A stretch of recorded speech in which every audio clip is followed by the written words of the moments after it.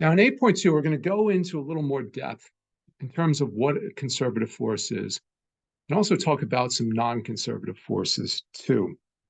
Now, if you remember when we introduced the concept of energy, mechanical energy, we said, well, there is work. This is energy that we introduce or take away from a particular system. We talked about kinetic energy, obviously the energy of motion. We talked about potential energy, which we recently introduced and said that there has to be a conservative force behind it. So when we're thinking about conservative and non-conservative forces, what we have to think about is there a case where I can take some other form of energy and introduce that into this system, or is there some way that I can actually take away from it? In terms of, just a typical system, say a car, one of the most obvious examples, be it an internal combustion engine or be it an EV, we take chemical energy, either stored in the fuel or in the battery, and we convert that into mechanical energy through a number of different processes.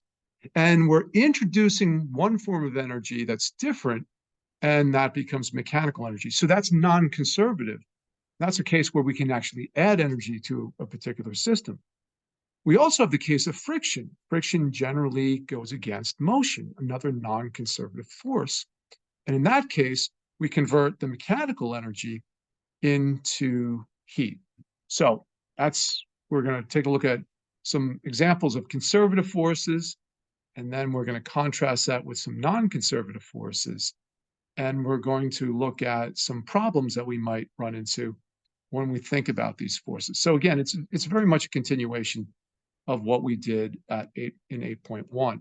So, just taking a look at, again, forces have the ability to add or remove mechanical energy from a system. If it's a conservative force, then we simply put that in the ledger in terms of potential energy. So basically, the potential energy allows us to trade back and forth, perhaps become kinetic energy. Now, the equation for work is equal to the integral from the starting point to the finishing point of the force and the dot product of some infinitesimal amount of displacement. Of course, if work becomes potential energy, we say that the work is equal to the negative change in potential energy if that work is being done by the force. So let's go back to this idea of a conservative force, okay? Conservative forces only depend on your starting point and your ending point, okay? So if I go from A to B, the work that's done is going to be constant no matter what path I take to get from A to B. It's going to be the same amount. Likewise, if I go from B to A, that work that I did from A to B should be equal and opposite. So essentially, if I have, let's say, 100 joules at A, and I make my way to B, and suddenly I have 200 joules of kinetic energy. We'll say kinetic energy here. Then I expect if I go back to A, I should lose the 100 that I've gained because that's being converted into potential energy. Essentially, a round-trip path from A to B and back to A again should result in a net amount of work of zero. So over any closed path, if it is truly a conservative force, a closed path should have a total work done of zero. And again, we're going to see this again come up when we talk about the expansion and compression of gases. We'll use PV diagrams instead. And of course, in a closed path, the total work is going to be zero there also. Keep this idea of going around in a closed path, going from A to B and back to A, being equal to zero for conservative force, because it's going to be really important when we start talking about more complex ideas such as Stokes' theorem. Okay, so again, conservative force, when dealing with conservative force, as we said, the change in potential energy is going to be equal and opposite to the work that's done, and that the work done is, of course, going to be path independent. Again,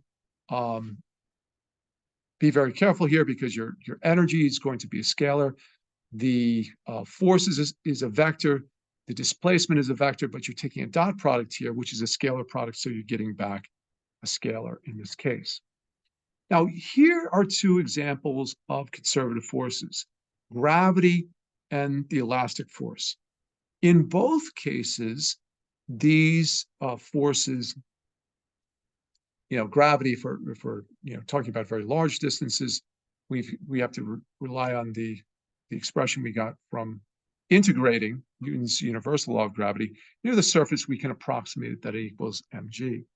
With the elastic force, we see that the potential energy increases as we increase the displacement, and by Hooke's law, the force is in the direction trying to restore it to equilibrium. So again, when we do work on a spring and we stretch it out, okay, the work done on the spring, is converted into potential energy.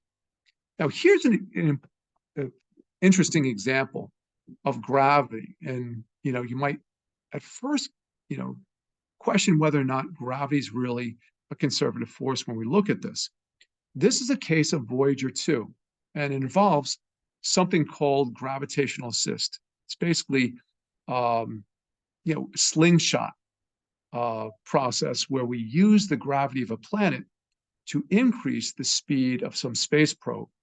And this was done very, very effectively with Voyager 2, which I believe Voyager 1 and Voyager 2 are the fastest space probes which are leaving the solar system, even though they didn't take off that way.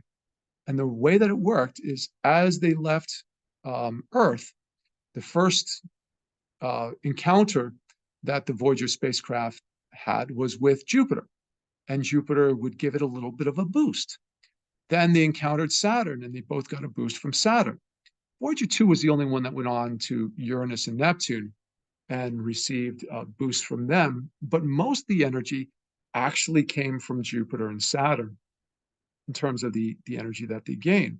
Now, this might seem like it's a problem with conservation of energy, because how does a spacecraft suddenly have more kinetic energy, whereas its potential energy really isn't increasing with respect to the sun, as in line with the amount of kinetic energy, or I should say, it's not losing kinetic energy as it's getting out of this potential energy well. It's actually gaining kinetic energy. How is that possible if both kinetic and potential energy are going up? It seems like this is a conservation problem. Well, if we think about both Voyager and these planets as gaining and losing energy, when Voyager went past Jupiter, Jupiter lost a little bit of mechanical energy, okay? When Saturn gave up some of its energy to Voyager 2, Voyager 2 left with even more kinetic energy. And the same for Uranus and Neptune. In fact, it's thought that both Uranus and Neptune actually interacted with one another, and that Neptune formed closer to the sun than Uranus, and they switched positions as they traded energy. Now, obviously, Voyager 2 isn't all that massive, so when it went past Jupiter, Jupiter barely felt any of its force, and the amount that it changed was unmeasurable due to this interaction. But we use this process of gravitational assist to actually either increase the orbital energy of a space probe if we want to go further out. New Horizon was one of the most recent ones to do so. Or in the case where we want to reduce the energy, in order for the Messenger space probe to make it to Mercury, it had to actually lose energy, had to lose gravitational potential energy to get closer to the sun. So in this case, okay, gravity seems to still be conservative because although the amount of mechanical energy of Voyager 2 is not constant, the amount of mechanical energy of the whole system remains constant. So we're okay there. Okay, is gravity still a conservative force? Well, here's an example where maybe not. There are conditions where gravity does not appear to conserve mechanical energy. And I'm going to put a little caveat at the end here. This happens with the production of gravitational waves. We have two very dense bodies orbiting one another. We can actually see that their orbital periods will get shorter and shorter and shorter as they spiral into one another. Okay. And the reason why this is happening is because they're giving up some of their mechanical energy to produce this form of radiation, what we call gravitational waves. It's been confirmed with binary pulsars, where we've watched the orbit of the pulsars get smaller and smaller. We can measure the redshift and the difference in their periods of pulsation. In the most extreme cases, we can actually observe through gravitational lens observatories the merger of neutron stars and the merger of black holes. So this begs the question, we're throwing general relativity into this. Is gravity really a conservative force under those very extreme conditions? Are the gravitational waves in this particular case, are they perhaps still a form of mechanical energy as they're leaving? And that's really something I can't answer, but it brings up, you know, uh, interesting ideas that perhaps we should be careful with what we call conservative forces if they're time dependent. And in this case, there's definitely a time dependent nature of these orbiting bodies when they're very, very close and producing these gravitational waves. So I guess it brings up a word of caution that conservative forces are really not time dependent. So when we're dealing with conservative force, it has to be constant with respect to time if we really want to conserve mechanical energy. Here's another place where we have to be careful. Now, again, we're not going to hit Maxwell's equation until much later on. Maxwell's equation are usually something that we either cover in the second semester of introductory physics or maybe even the third semester of introductory physics. But Maxwell's equations describe both how the electric field and the magnetic field interact. Again, later on in this textbook, we cover Maxwell's equations. But what's important to note is I put them in their differential form, okay? This is the form that we generally see in vector calculus. This dot product with this gradient vector is what we call the divergence, and this cross product is oftentimes what we call the curl. Now, for the electric field, again, we have to make sure that our field in this case is not time dependent. Otherwise, we are going to start producing electromagnetic waves. Now, again, if the fields are static, the dot product of the electric field just depends on the charge,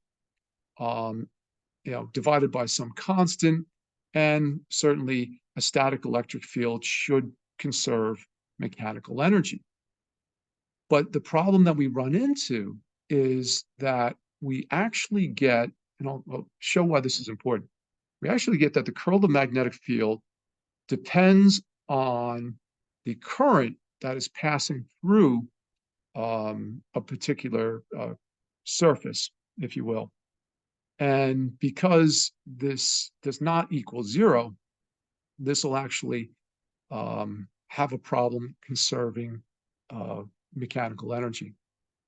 Now, again, basically the way that we could picture these two curls, we say that the curl of E, we can see the electric field wrapping around this magnetic field is equal to the negative partial derivative of the magnetic field with respect to time, which really means that if you have an oscillating magnetic field, that's going to generate an electric field around it. That's fine again. We did say that these fields can't be time dependent. So as long as the magnetic field is static, we're not really producing an electric field. But here's the problem. We get the same with an oscillating electric field producing a magnetic field, all right? But we also can get the curl of the magnetic field to be non-zero if we have a current passing through this, okay? Now, there are cases where the magnetic field, like between two dipole magnets, behaves pretty close to conservative or behaves like a conservative force. But again, if we have a time-dependent electric and magnetic field, we will produce electromagnetic waves, which means we're converting mechanical energy into electromagnetic energy. Mechanical energy is not conserved here. So here we see an oscillating electric field, a time-dependent electric field that generates a magnetic field. That magnetic field oscillates and generates an electric field, which oscillates and generates a magnetic field. You know where this is going. Essentially, what we've done is we produced an antenna. We've used a time-varying electric field, which generates electromagnetic waves, radio waves. This can be used to generate microwaves. If this is an atom oscillating back and forth with its dipole moment, you can produce even higher frequency waves, infrared, visible, ultraviolet, okay, even X-rays, all right? The nucleus oscillating back and forth can generate gamma rays. Basically, if we have a time-varying electric field, it's no longer conservative. It generates electromagnetic waves, and that's how we get the electromagnetic spectrum. Now, this brings us to Stokes' theorem. And again, we're basically talking about, the first semester of physics. Most students are taking calculus 1, if at all. And it's not until you get to calculus 3, multi-variable calculus, that you come across Stokes' theorem. But here's the important part of Stokes' theorem. Remember this before? We said that if we have a force, we have an object under a force moving along a curved path, that if this path is closed and we return to our original point, that this integral, which is really the work done by the force, must be equal to 0, okay? Which means that if you start at some point and then you return to that point, your change in potential energy should be 0, and therefore the work done by the field should also be 0, okay? That's a true conservative force. Stokes' theorem is a very powerful idea that says that this integral is equal to the integral of the curl of a force.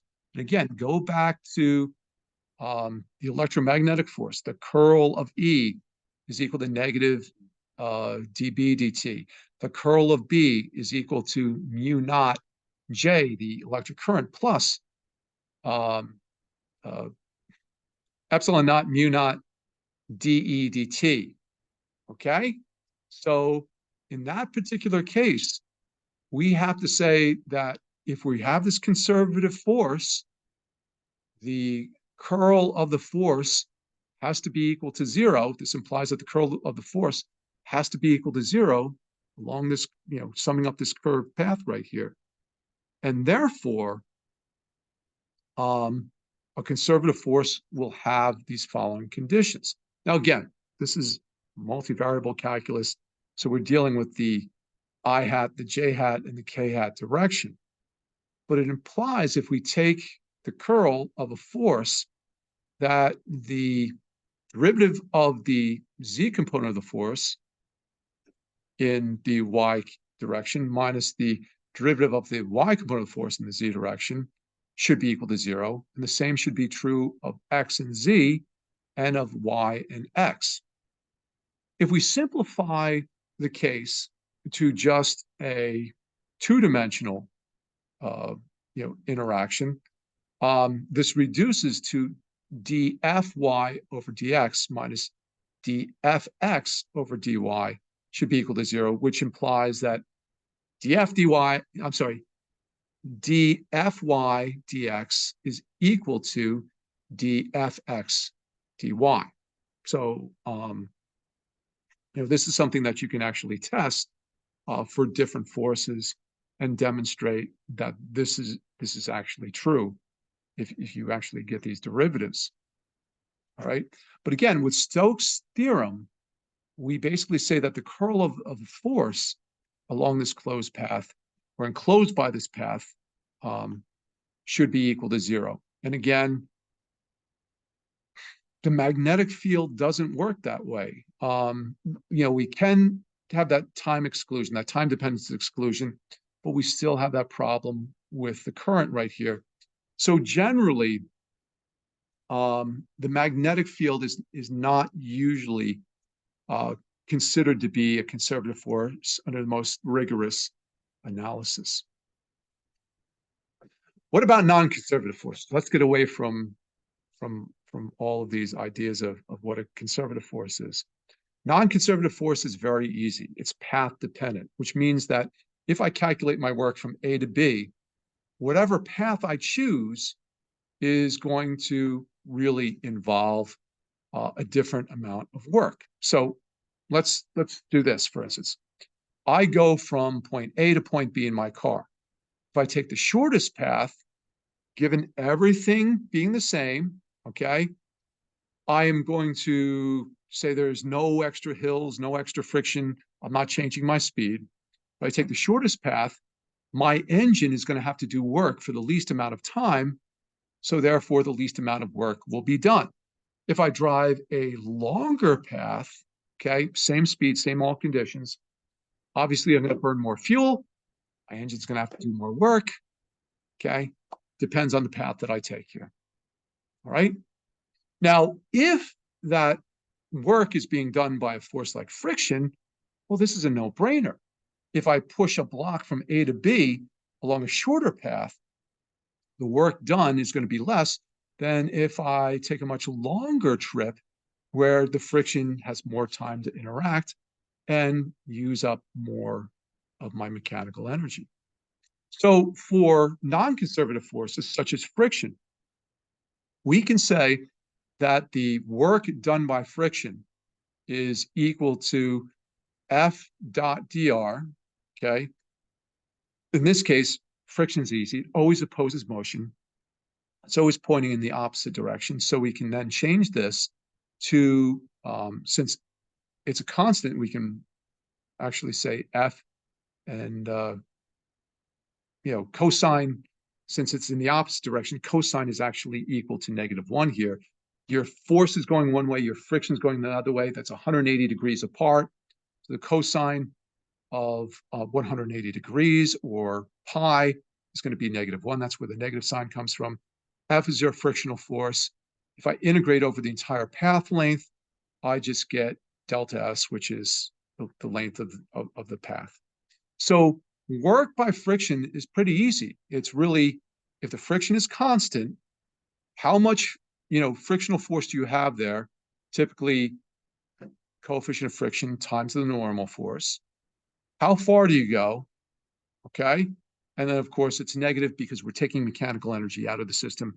We're converting into heat. All right. So when using a non-conservative force, we can't really assign a potential energy. Okay. Because a potential energy implies that the potential energy is different at different points, but it's unique. Okay. That's not the case. All right. I can go from A to B. Again, short path, I'm going to have less work done by friction. Longer path, the friction is going to be putting more negative work on my system, and thus it is going to be greater in magnitude. Okay, so again, looking at closed system, well, a system under conservative forces. Of course, the kinetic energy is simply 1/2 mv squared. The potential energy is going to be, due to this force. And again, we've already defined what that means for the potential energy. Depends on the nature of the field. Usually for potential energy due to gravity, it's very simple near the surface, mgy. If we're talking about potential energy over larger distances where the acceleration of gravity does change, then it's equal to negative G M1 M2 over R. Potential energy for a elastic force, of course, is 1/2 kx squared. But again, the potential energy and the kinetic energy for conservative system is just going to get traded back and forth. Okay, it doesn't go away. It's not dissipated. Basically, all my kinetic energy can be converted to potential energy. All my potential energy can be converted to kinetic energy. When we introduce a non-conservative force, again, it can be a motor putting mechanical energy into a system, or it can be friction or drag taking it away. We basically have to treat that differently. And we're going to see how that's treated when we consider the work energy theorem.